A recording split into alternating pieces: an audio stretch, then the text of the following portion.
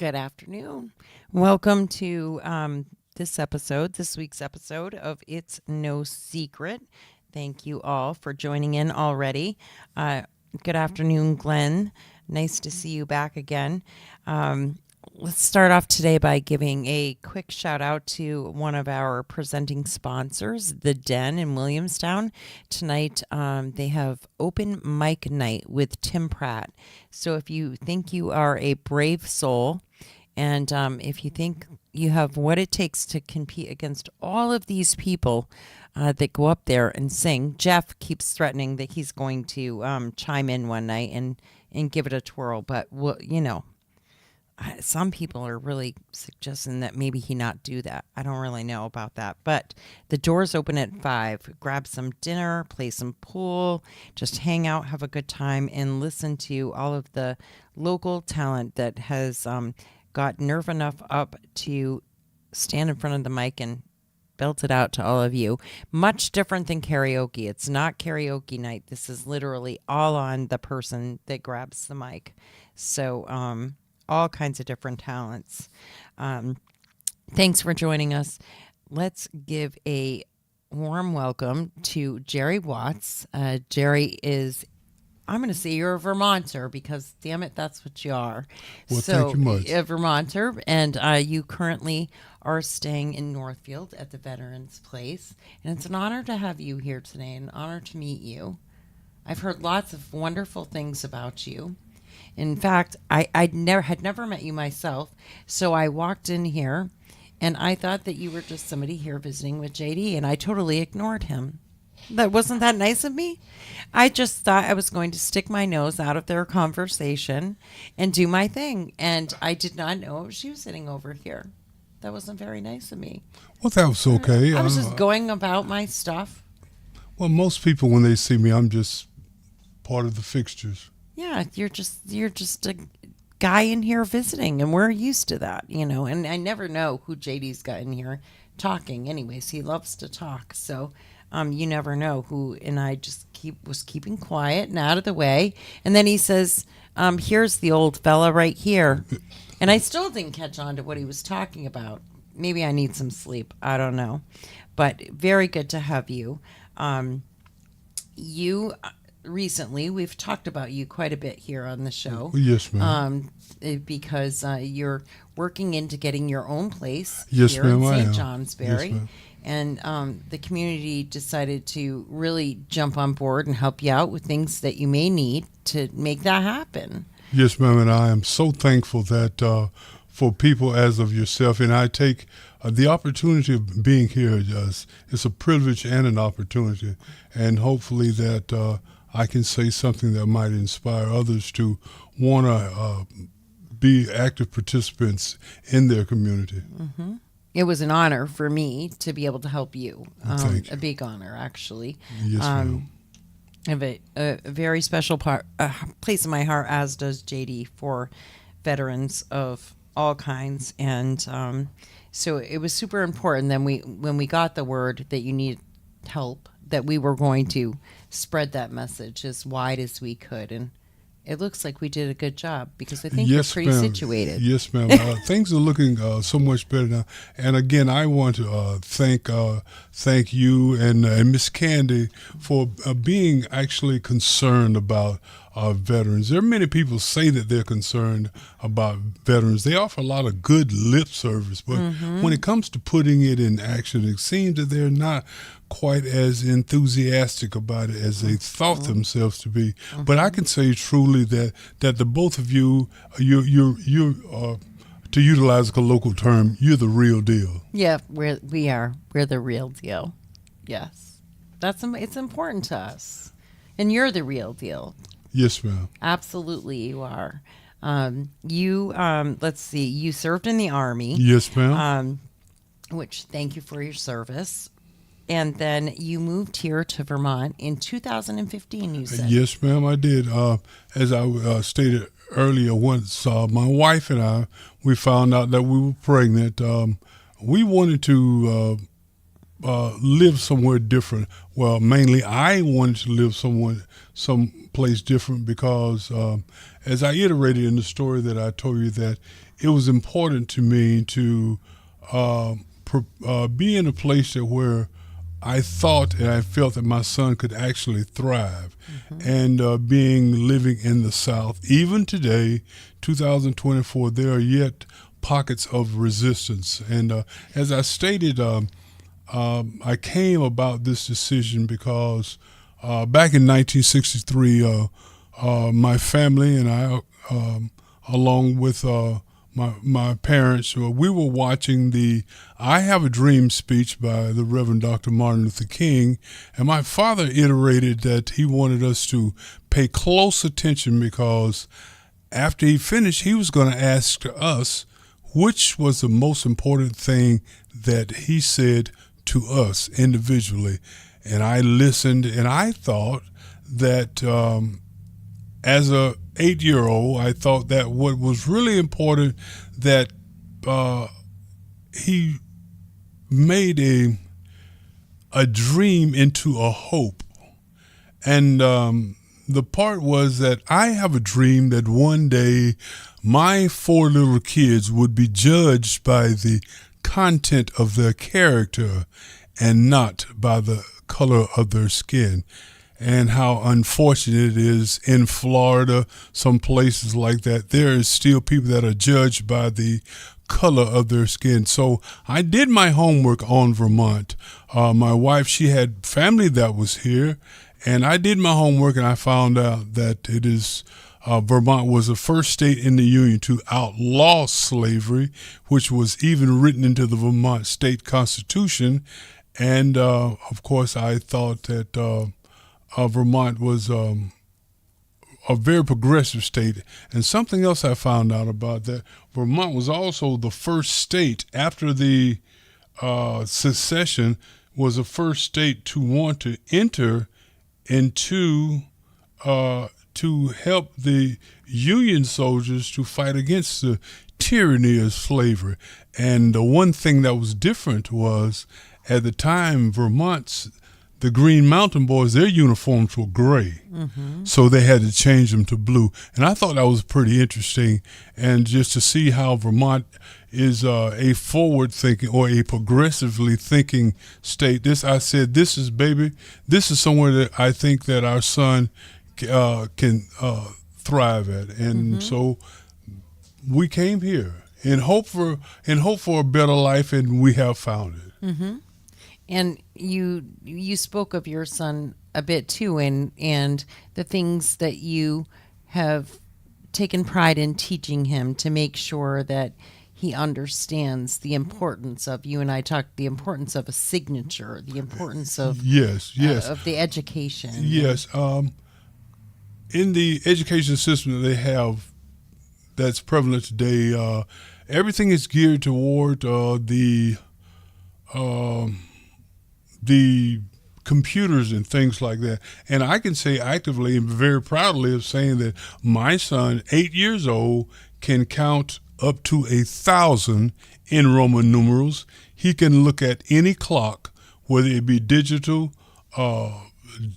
numbers, even Roman numerals, or just plain dots, and tell you by the positioning of the hands of what time it is. And something I thought was really important, that he is capable of even cursive writing, which is not even taught in high school anymore. And so I taught him things that I learned as a child, and he's teaching me as a child the things that he's learning, so I can be in the advanced computer age and have some computer literacy that I'm learning from my 8-year-old. My kids tried to teach me all of that, and I still have a lot of lessons to go. Yes, ma'am. It's very complicated. Yes, it is. Yes, it is. And it is ever changing. Every single day there's something new. You never know what's going to download this or download that. So once you moved here to Vermont, is that when you became a coach for? No, ma'am. I want to call it a life coach. Is kind of what I want to call it. It's an advocate coach. No, ma'am. I just did that recently in 2013. I became a certified advocate coach. and I advocate for marginalized communities. And right now, I'm on the leadership committee of the St. Johnsbury Community Hub. Give a shout out to them because what they do is they are a group that facilitates the travels, if you will, of people that have need of different services. We are. I want to use the analogy of a wagon wheel. You know how the center of it is called the hub, where everything, all the spokes come out and go into it. So that what that hub does, it produces a gateway of the energy to be dispersed into where it needs to be, because that way people can come in looking for different things, looking for different avenues of help that they need, maybe social services or some things like that. And what we do is we guide them in the right direction, because we have a two-way link with them and with the agency that they're trying to establish a contact with. So you brought this knowledge and kind of with you from Florida. Yes, ma'am. And did these sort of things exist here in St. Johnsbury already, or did you bring this with you as well? Well, no, ma'am. The community hub, and this is how I found out about what the community hub was. St. Johnsbury Community Hub. It was in July of 2022. My son and I, we were out shopping, and at the dollar store in St. Johnsbury, and this lady, she said, "Here, let me pay for your items." So I said, "Oh, that's really nice." And so she told us. Her name is Juliet Emus, and she told us about the St. Johnsbury Community Hub and said, well, told us where she was, and maybe we ought to come in and check it out. So my son and I, we went home, and a couple of days later, he said, he got out of school. He said, let's go down to the hub. So we went down to the hub, and we met Juliet again, and I became interested in the kind of work that she was doing, and I just, whatever my hands found to do, I just went ahead and did. I started out by straightening up her closet for her. Okay, it was a mess, and we developed a friendship in a kindred spirit kind of way, that she was doing something that interested me, and I was the kind of person that she would be interested in. So we developed that type of relationship, and we've tried to expand it throughout the Northeast Kingdom through several services that we have. Sometimes we go into different communities and explain to them what the hub is all about, and maybe try to get them set up to where they might want to develop a community hub in their own community, because we found out it is very much needed in all of Vermont. And so that is starting out in the Northeast Kingdom, maybe we can get it spread out through the state of Vermont, because it helps marginalized communities be able to feel like they are a part of the community. Yes, ma'am. And I don't know if you feel the same way, but I always feel like if you make great friendships if you're willing to tell your story, if you're willing to Yes, trade ma'am. stories and learn from each other's stories. And I've always had a lot of respect for older people and what they went through, and especially old time farmers in Vermont and people like that have lived here for a lot of years and really struggled and worked and went through different times. And if you're willing to share those stories, even of struggle, you can make some really great friends. Yes, ma'am. Yes, ma'am. And I found out that is very true, and it makes sense because, as a child, my parents, they use a lot of colloquial terms, if you will. My dad would say, "Son, I've already been across a bridge that you haven't gotten to yet." So if you let me tell you how I made it across, maybe you can make it across. And I thought those things are important. And you mentioned talking to the older people.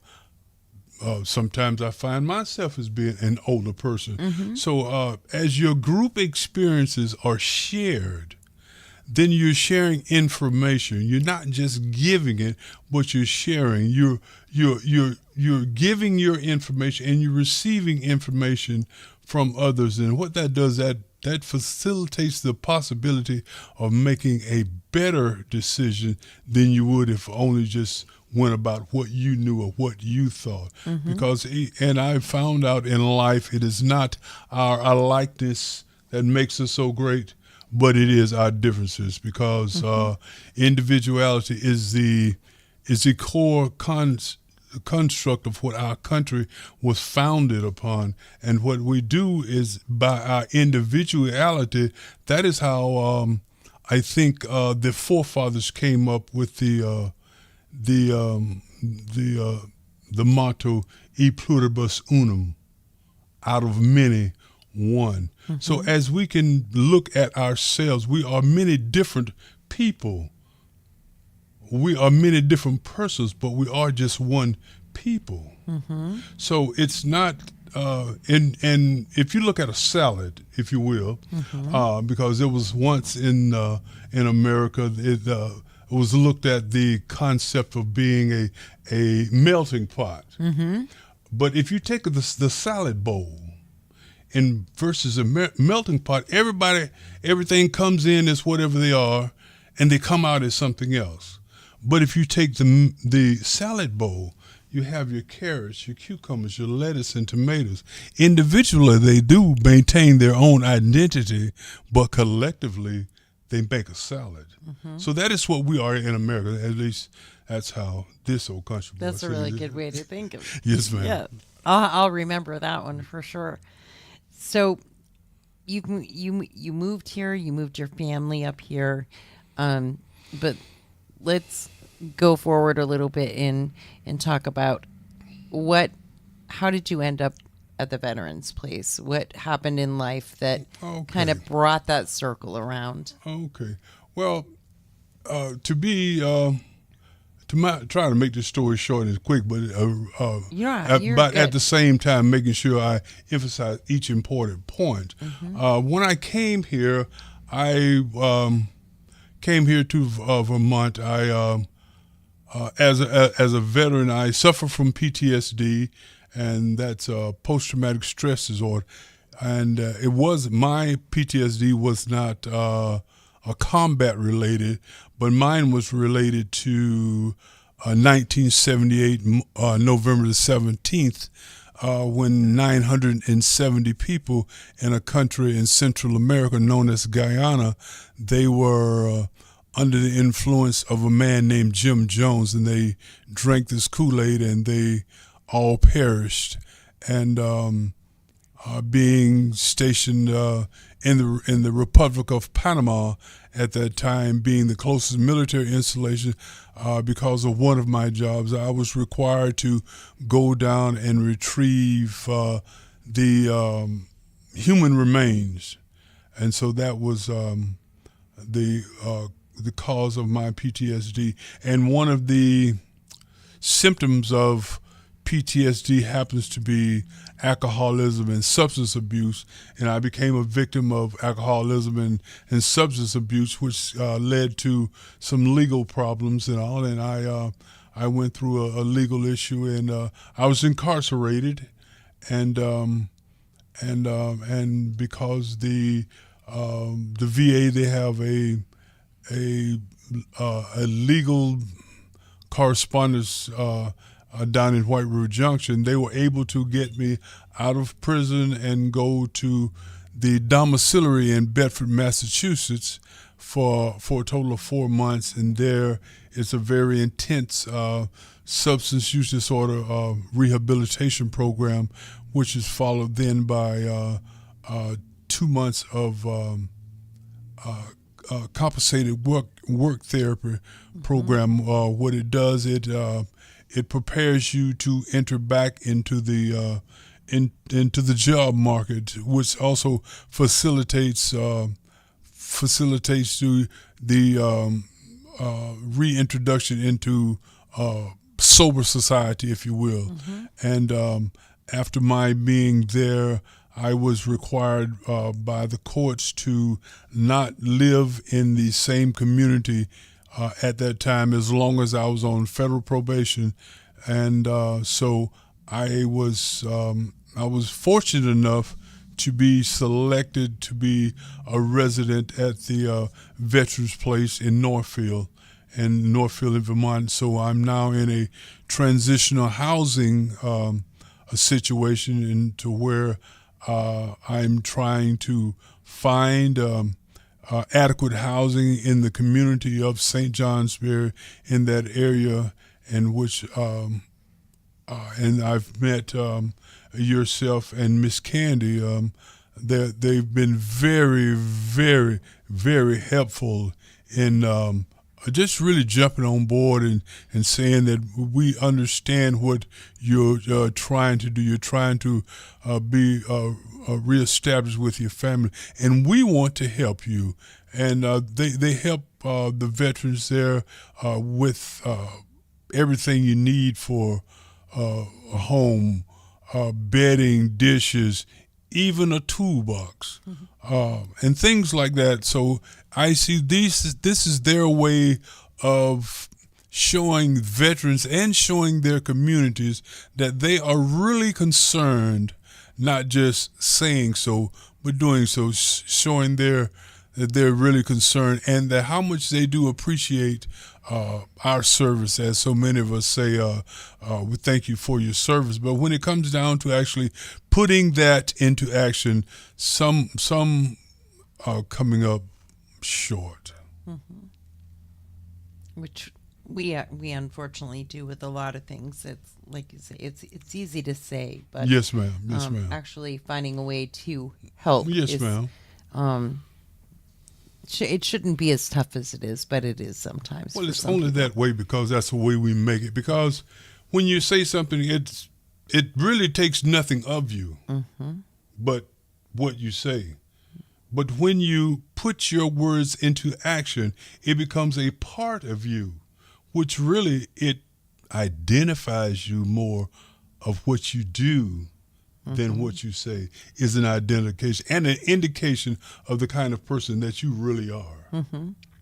Now, the treatment that you got in Massachusetts, do you credit where you are right now? Do you credit that treatment at all for or the help that you received there? Well, yes, I do credit that, but as I said, what my problem was with recovery, I had the wrong understanding of it. I thought that recovery was not drinking and not drugging.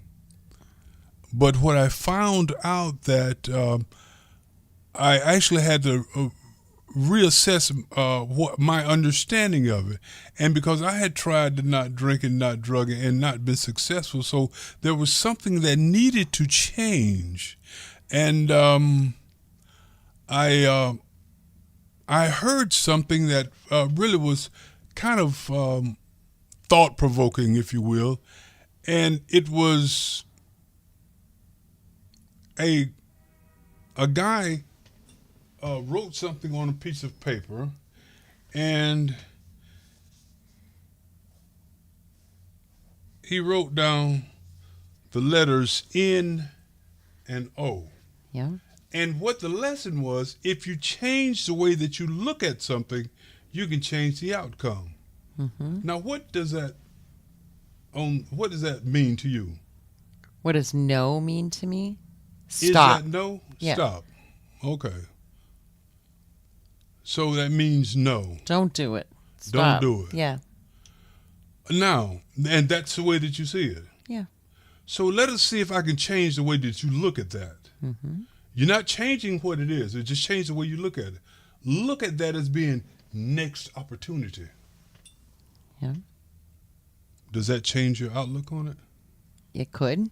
It could. Yes. Your next opportunity to do what? Something better? Oh, absolutely. Okay, so it's no, it's If not the no, don't scenario do made this. that, yeah, Take the next opportunity to do something different. different. Mm-hmm. So then that, as I begin to think about that, ponder it in my mind, I came up with uh, my 6-word formula, my 6-letter formula. It's actually what really worked for me is in changing the way that I looked at things and how the whole dynamics would change. There are 2 words. Each word has 6 letters. The first 4 letters in both words are the same. The only difference is in one word, the last 2 letters are I-T. Oh, no, they're I-M. Mm-hmm. And the last 2 letters in the second word are O-R. Now the first 4 letters are V-I-C-T.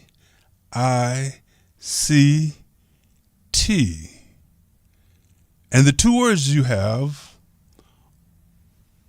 are the kind of person or what do you want to be.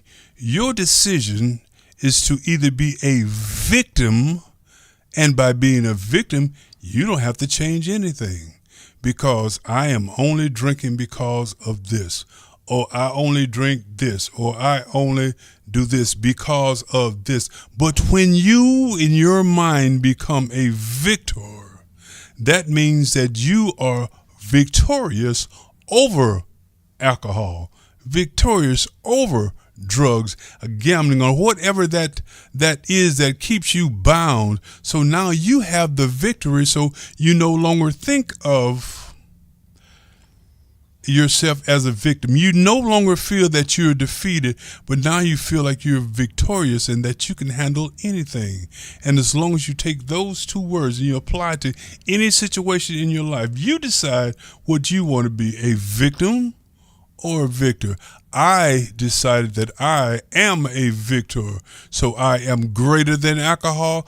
I am greater than drugs. I am greater than any obstacle that might be presented toward me because I have the wherewithal within myself and utilizing all the tools that are in my toolbox that I have learned in rehab and other places to be victorious. That's what those things are taught to you for, so you can be victorious. In order to be there, you did have to work to understand where the victim came from. Yes, like ma'am. you had to Yes, process, ma'am. Yes, okay, ma'am. this is where this hurt came from. Yes. And so Yes. how am I going to deal with that Yes, hurt? because I can't change what has happened already. Mm-hmm. But I can change what I do about it. I used to listen to Steve Harvey morning show when I was living in Panama City, Florida. And he would say something every day, and I never really got it until the day I got it. Life is about 10% of what happens to you and 90% of what you do about it. If you do nothing about it, nothing changes. But if you do something about it, everything changes. Mm-hmm. Mm-hmm. He's very right. Yes, ma'am. I finally got it. Yeah. The light came on. And I've always been a deep thinker, I would say. And I think about things. And it was always important to me to understand why. Mm-hmm. And once I understood why I felt the need to drink and to drug, then I was able to do something about it. Mm-hmm. Because that is the first step, is understanding Yes, why. yes. And then dealing with Yeah, the why. acceptance. Mm-hmm. My father would say, just because an ugly woman looks in the mirror and calls herself beautiful doesn't mean that she's beautiful.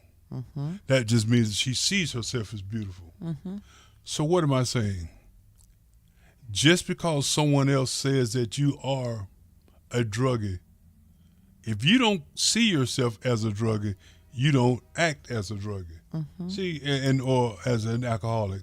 What we have become sometimes as a victim of how society sees us, rather than how we want society to see us. And one of the things that I learned doing advocacy is that no one knows the end of your story, but Not even you. Yeah. You know the end because you narrated how you want it to be known. Yeah. If you let society, if you let other people tell your story for you, then they're telling it for you. But who better to tell your story than you? And don't you want your story to be a bestseller?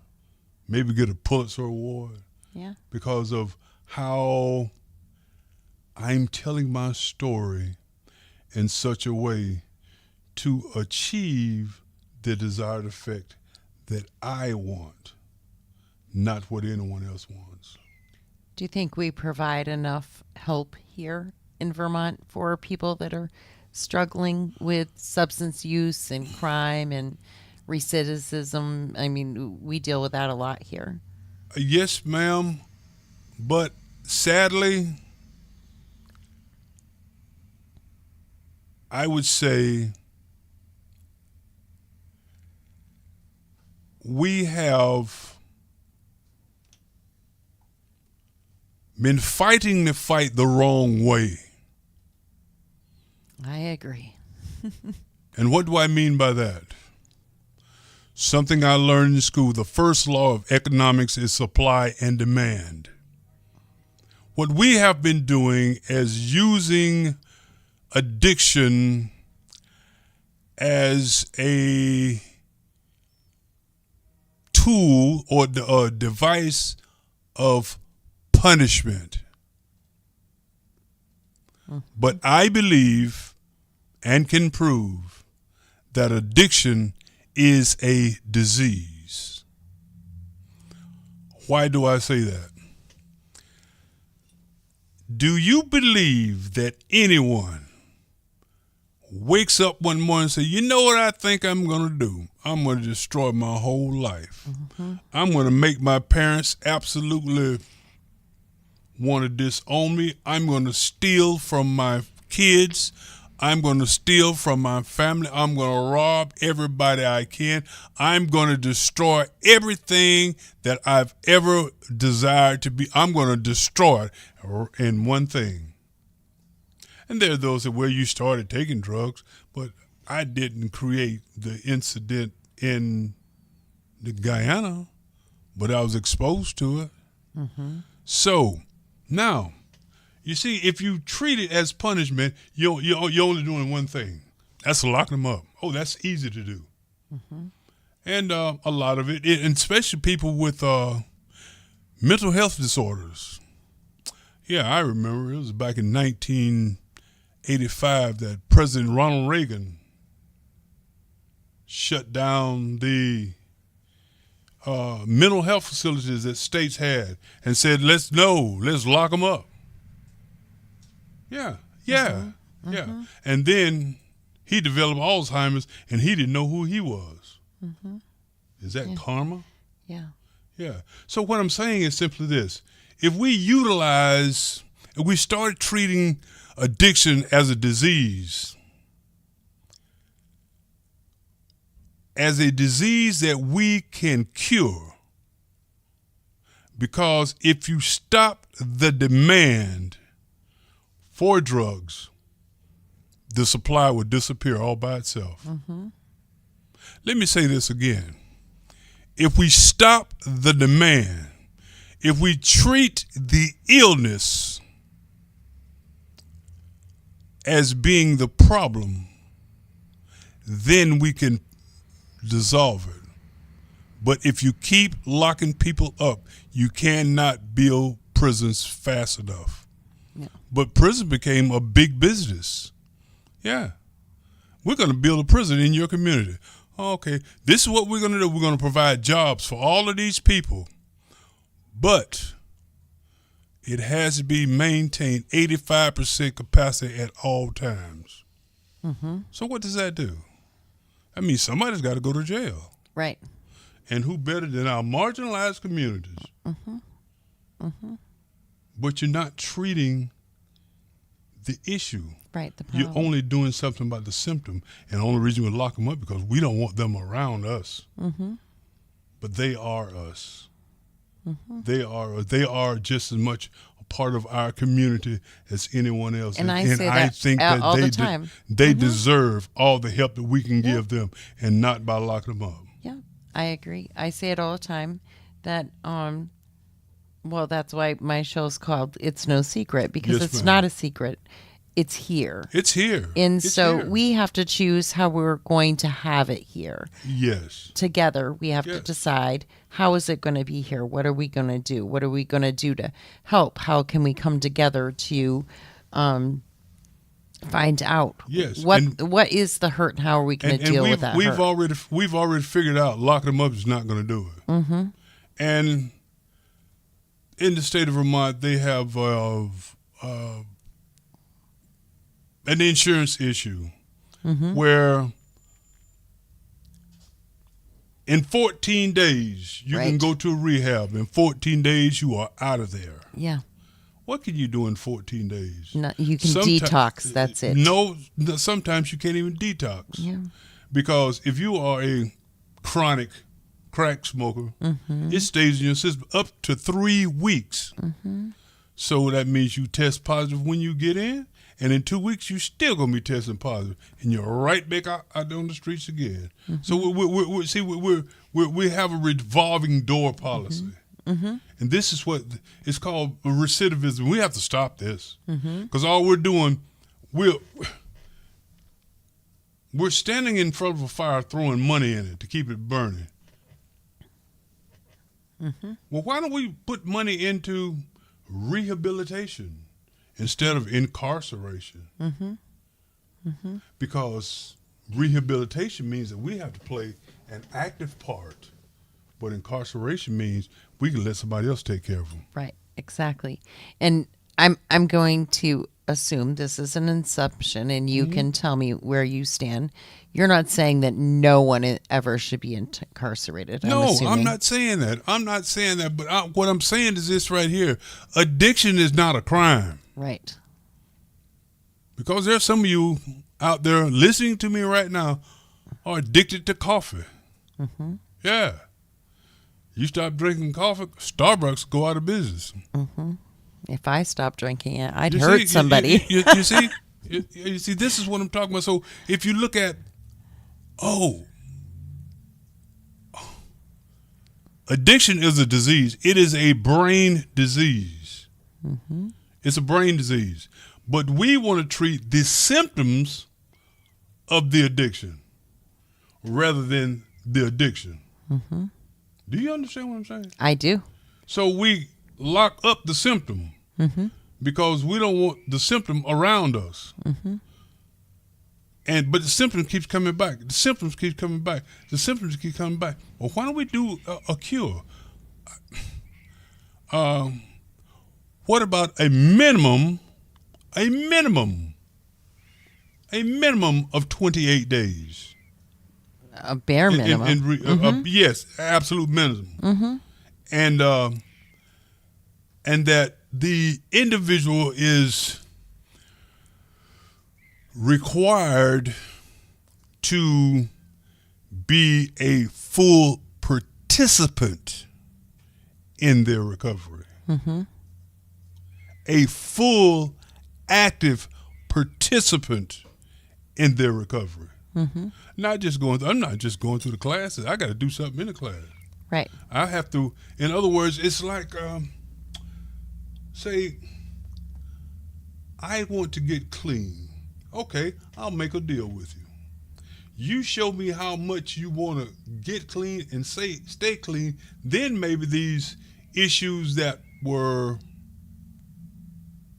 pending, those legal aspects, maybe we could mitigate those differently. Mm-hmm. So then you're only fixing that. You're really not fixing the problem because you've been threatened with the punishment. So you're going to do what you're told Yeah. so that you don't get the punishment, but you're not fixing. No, because I'm not required to work on me. Mm-hmm. All I'm required to do is just not do anything. Not get punished. Not get punished. That's all I want to do is not get punished. Mm-hmm. Mm-hmm. So okay. Yeah, it doesn't make a lot of sense. So I have all of these things in my system, and we know this one takes in there over 30 days. Mm-hmm. I get out of rehab on probation. Next week, I go to probation. So that gives 3 weeks. 3 weeks. Mm-hmm. And it's still in my system. So I have a dirty UA. Now where am I? Mm-hmm. Going right back to prison. Right. So that's why I say a minimum, absolute minimum of 30 days, 28 days. Mm-hmm. A minimum. Yeah. Yeah. And I think there should be a minimum of 60. Truthfully. Yeah. Well, I really do. Yes.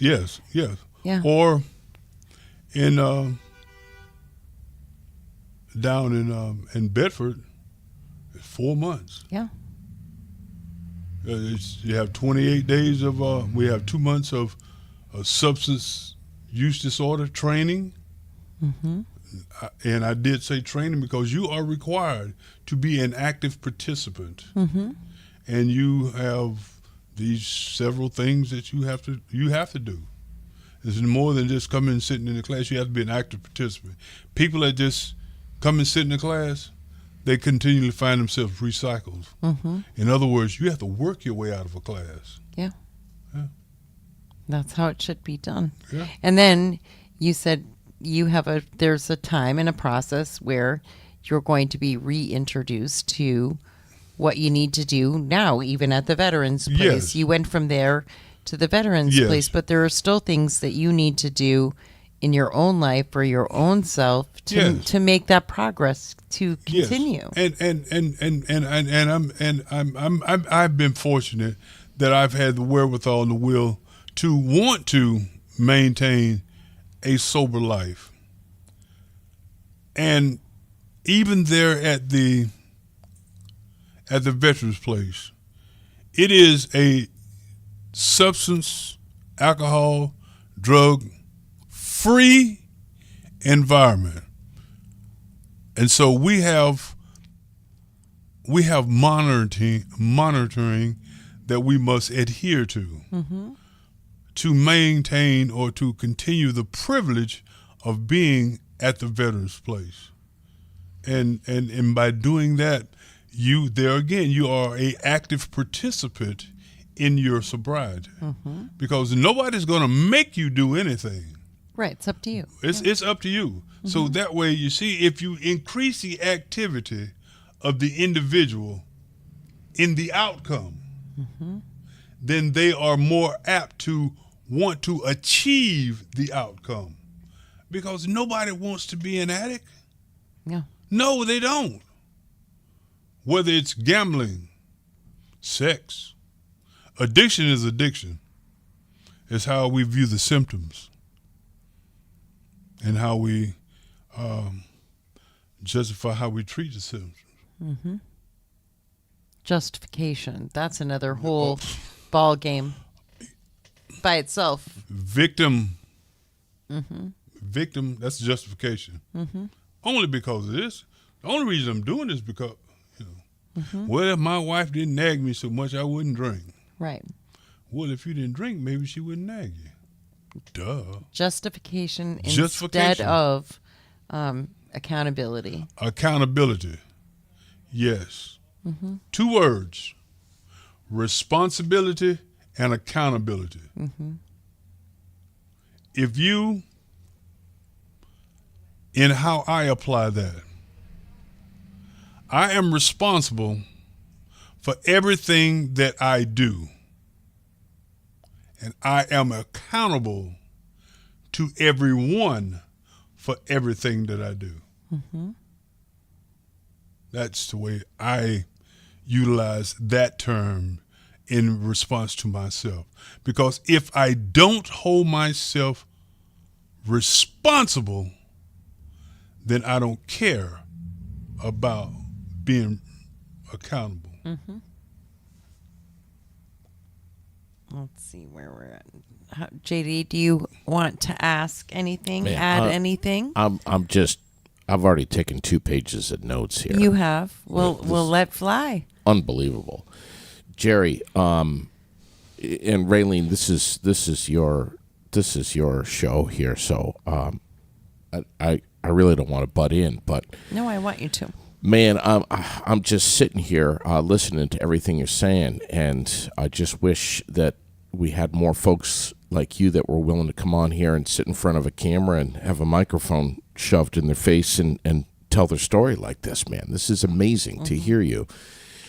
My questions, I've got a lot of questions. Can you talk more about your transition out of the Veterans Place? When are you moving to St. Johnsbury with your 8-year-old son? Where has he been during your stay at the Veterans Place, and how long were you at the Veterans Place? Well, okay. I will answer those questions in reverse order. I arrived at the Veterans Place on 21 December 2023. And what I'm hoping to do is to be able to find adequate and stable housing in the St. Johnsbury community that I can have for my son and my wife.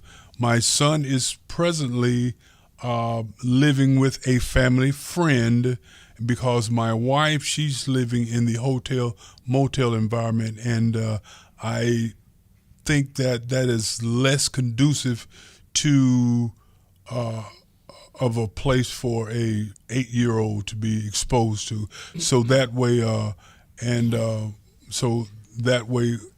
I can have my family reunited. And I found out that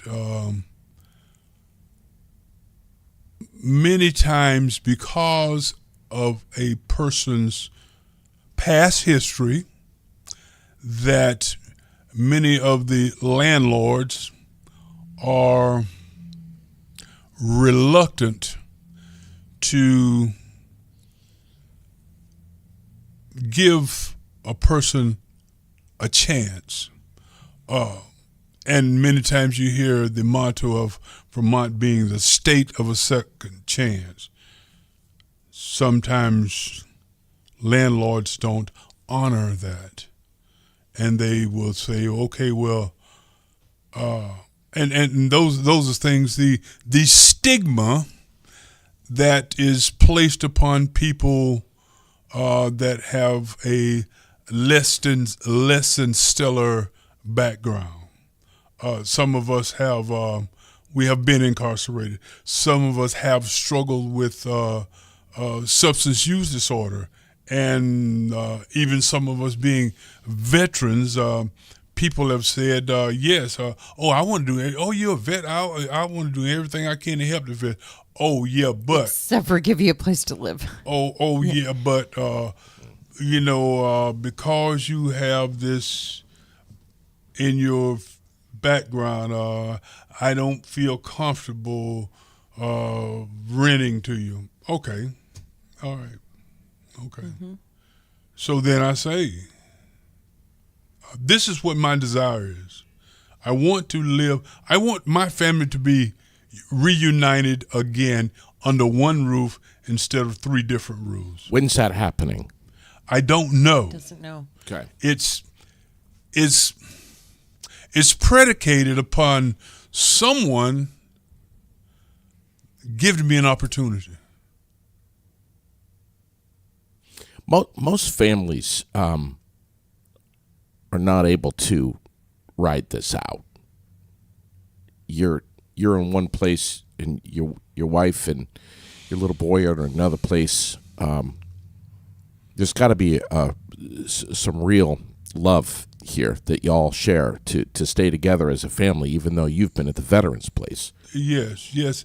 And I think because we have constant communication, I talk with my family several times a day and things like this, and we value the continuity of our family, that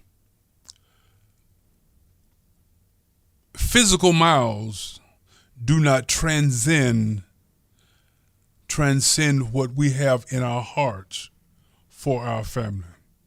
Because in my family, as I was growing up, family was the most important thing. That is why I named my son after my father and my grandfather.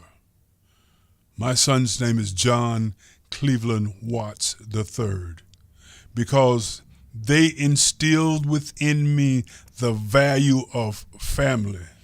It is ingrained in us, and that is what helps us to survive. Now, I'm not saying it's not been a struggle, because yesterday, as I was leaving St. Johnsbury to come back, as the moments of departure became close, I was walking outside talking with my son, and he asked me, he said, "Daddy, when are you coming home to stay? When are we going to be a family again?" And it was difficult to come up with an answer because I didn't really have one. But I explained to him the way I explained it to you, that we're waiting for someone to give us an opportunity. And then I believe if that was to happen, that my family will be reunited and thriving together as a intricate part of the larger community.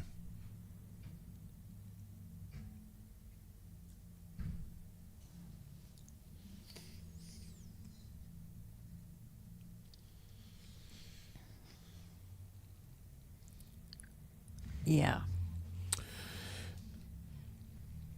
Are there any other questions you have? I mean, that's unbelievable. I hope that many are watching this and the word's getting out.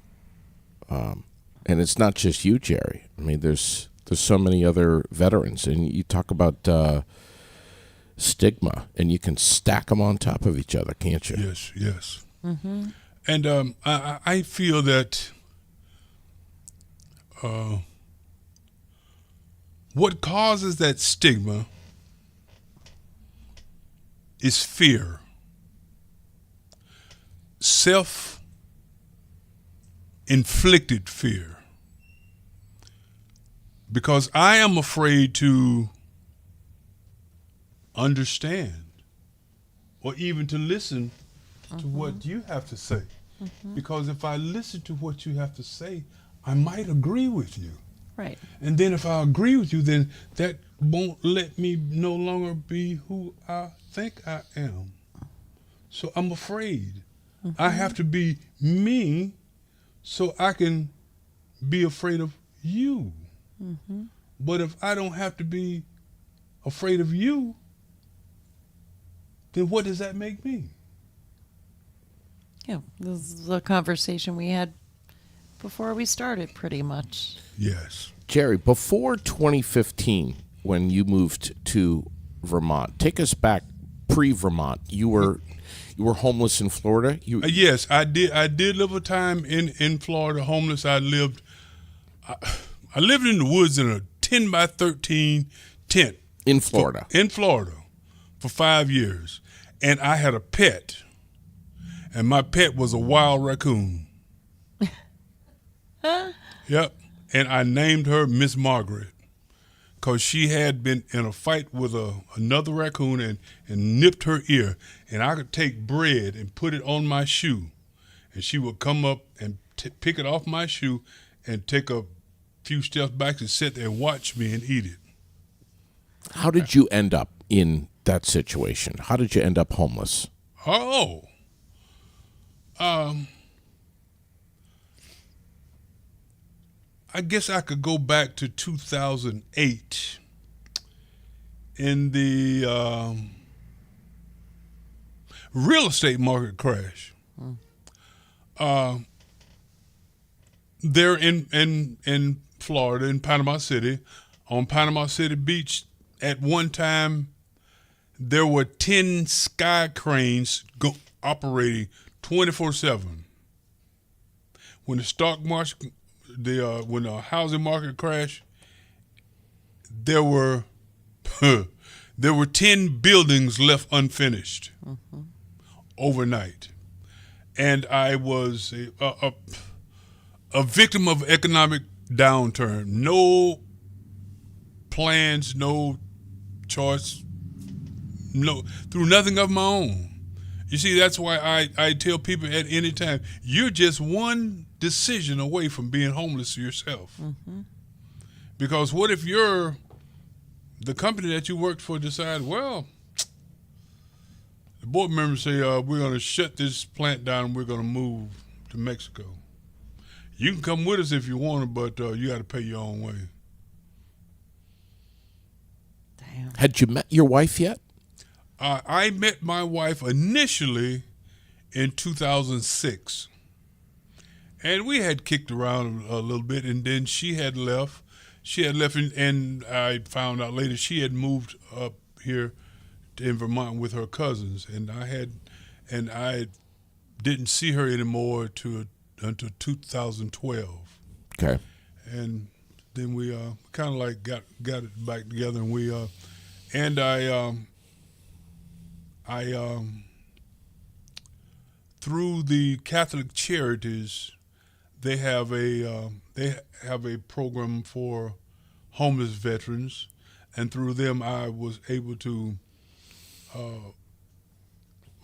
achieve housing, and then I went to school. I went to school, and because I was getting through the VA, went to school and was getting paid for that, I was able to maintain housing, and I maintained adequate housing up until we left into 2015 when we left, and I moved up to Vermont, and we lived with my wife's cousin for 4 months until August of 2015. Then we moved to Lindenville, and as I was in Lindenville, I got a job at the Lindenville Diner, which is a senior citizen meal site, and I was working through AD 4T, which is known as Vermont Associates. They have job opportunities for people over 55, and then yes, even in that is how I became homeless in Florida. Did the drug use start while you were homeless? Yes. And what was your drug of choice? Drugs, alcohol, and crack cocaine. Okay. And that started when you were homeless? Well, actually, it first started. I'd say my first experience, with that was, I'd say, 2003. Before you were homeless? Yes, 2003. And that also was before I found out that I had PTSD. All I knew that my mind was going crazy. I would start having these dreams. I dream of visualization of dreams of Guyana, where you have 10 acres of land that are filled with various little huts, like in different locations, and over this 10 acres of land, there are human bodies is laying there. The result of Jim Jones. Yes. You were saying earlier, 1978. Yes. Wow. November 18th. Wow. And I was struggling and had, had a career in the Army and was suffering and never knew it until it became manifest. I could walk by, I could smell something, and my mind would identify with it, but I couldn't identify with it. I just start crying. And, it can't be. And then you Doing self-medicate. Yeah, you Oh self-medicate. yeah, oh yeah. Then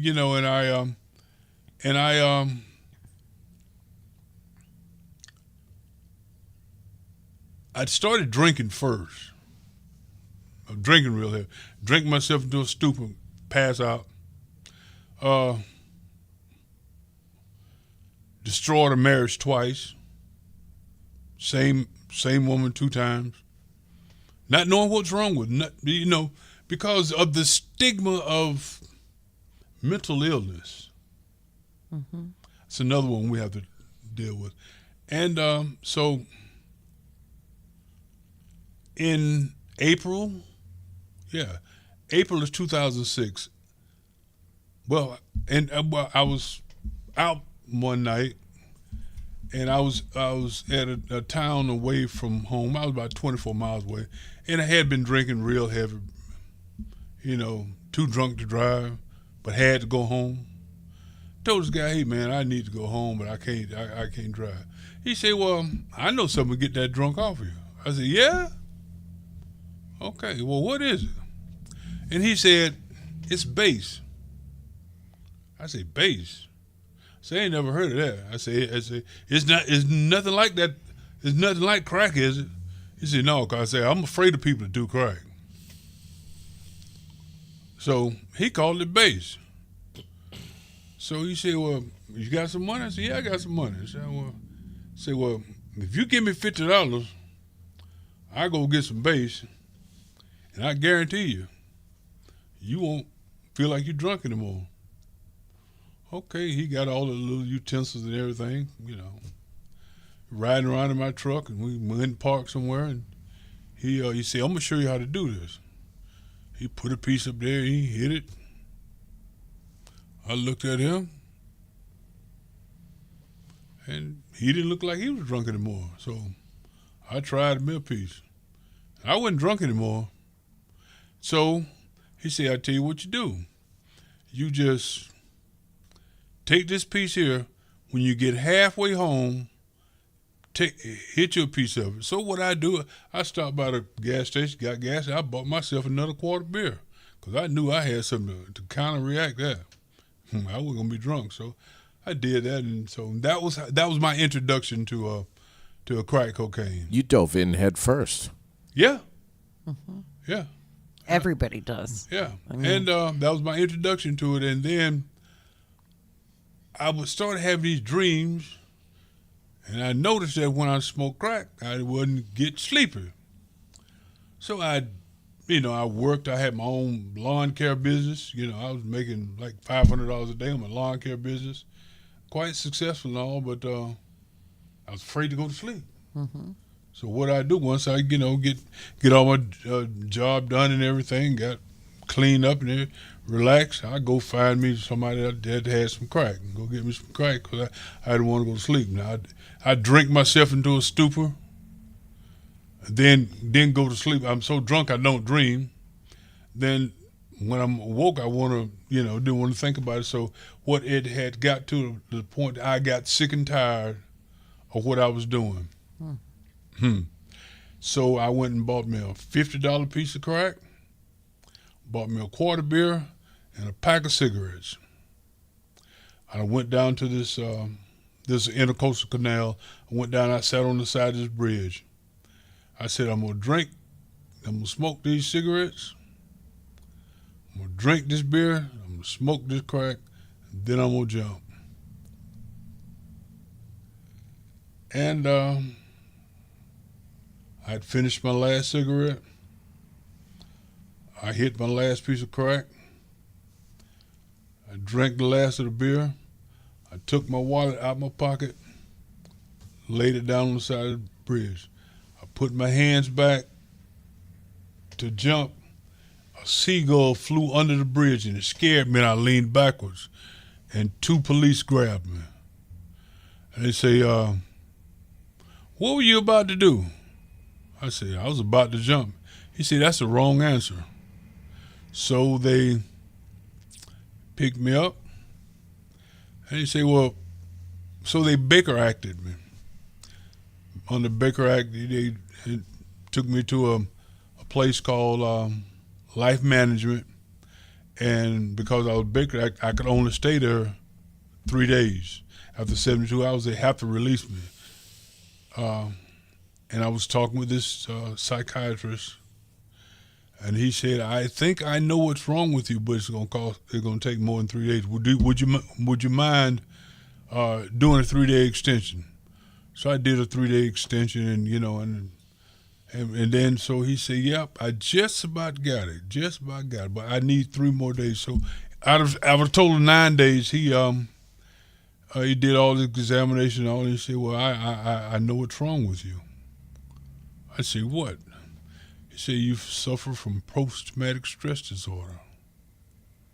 I said, well, what's that? He said, your post-traumatic stress disorder is a result of the traumatic experience that you had in Guyana. I said, oh, yeah? So I began to understand what was going on with me. But because I understood it, I had gotten all of this, mind you, was this was pre-VA injection. So I was trying to figure out all of this stuff on my own and like that. And so then I went into a place called the Panama City Rescue Mission. They had a 12-step program. And I was doing pretty good in the 12-step program, but I was actually leading the program because of fraternization. Because they frowned upon fraternization between male and female, and so I was actually leaving. And then that kind of developed my situation, and I started living with this girl, and that didn't work out. So that's how I was working then, and when the stock market, the housing market crashed in 2008, I found myself homeless. But I was homeless, and I didn't have the job I did have, but I was working through day labor, and I didn't have to live in a tent, but I preferred living in a tent than paying. Oh, okay, I'm making $130 a day, and I'm paying $75 a day to stay in a hotel, Right. and I can stay in a tent for free. No. So that's how I got homeless in Florida. But then you came here. I came here. You've done a lot of work. Yes, ma'am. And mentally, Yes, physically. ma'am. Yes, ma'am. Yes, ma'am. It It's has both. been one journey, but it's been worth it every single minute. Because, I it's kind of ironic that had it not been for my journey, I would never have been privileged to meet people such as yourself, JD, Miss Candy. Because you see, so I see that. That is why I say this time for me is a privilege and an opportunity. So it's something that I hold real dear, because I think because it affords me the opportunity to maybe advocate for some that won't advocate for themselves. For veterans or anybody that is struggling. If you would look within yourself, you can make a decision whether you want to be a victim or a victor, and reach out because there's opportunities for help that are waiting for you to reach out. And when they reach out, many times there are a lot of stigmas say, well, they just want this, With my experience, I've never looked for a hand out, maybe a hand up. That's all. And most veterans, I'll say 11 times out of 10, that's what we want. It's a hand up. See, because when you give a hand out, that's not really involving you. But when you give a hand up is done with dignity. That's mutual respect that I have for you, not here. Take this. Go away. Yeah. Get out of my face. I fed you, now go. But so these are the ways that I think that, as I say, I use that's my numbers 11 times out of 10. That's what a veteran would really appreciate, is someone to give them a hand up. I think your journey after the Veterans Place is something that Candy would love to continue to be part of that involvement and to see and experience and witness firsthand. Me too. Yes. What can be produced from the Veterans Place? I mean, it's just, that's what it's supposed to be. Yes, and your opportunities are waiting for you, brother.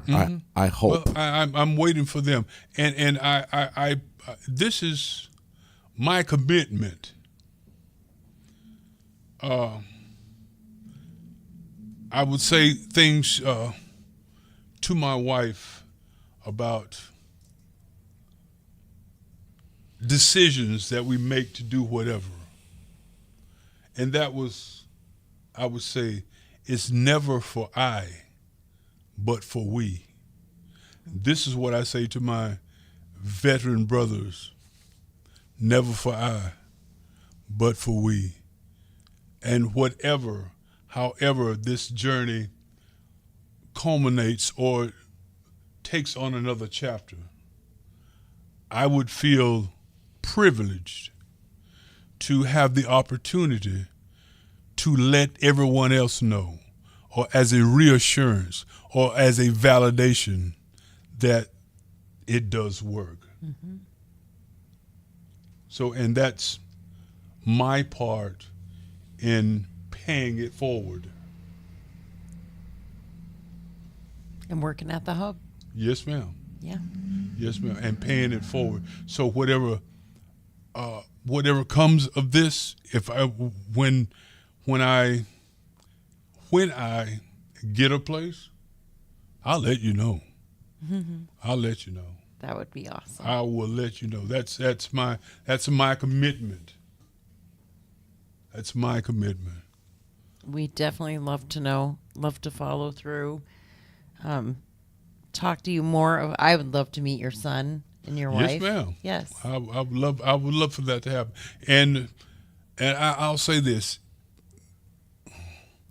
when the opportunity presents itself, the opportunity will be taken. It's awesome. Anything else from you? I'm good too. I'm just, this is there's a lot of takeaways here A lot. out of this episode, and there's takeaways whether you suffer from substance use disorder or not. There's takeaways whether you're a veteran or not. There's takeaways whether you suffer from PTSD or not, or whether you've been homeless or not. Yeah. All you need to do is be human, a parent, a person. That's it. Yeah. That's it. Thanks, Jerry. You're welcome. My privilege. Thank you so much. Sounds like you've gone from being your own worst enemy to your own best friend. That is the difference between victim and victor. Thank you, brother. You're welcome. Thank you.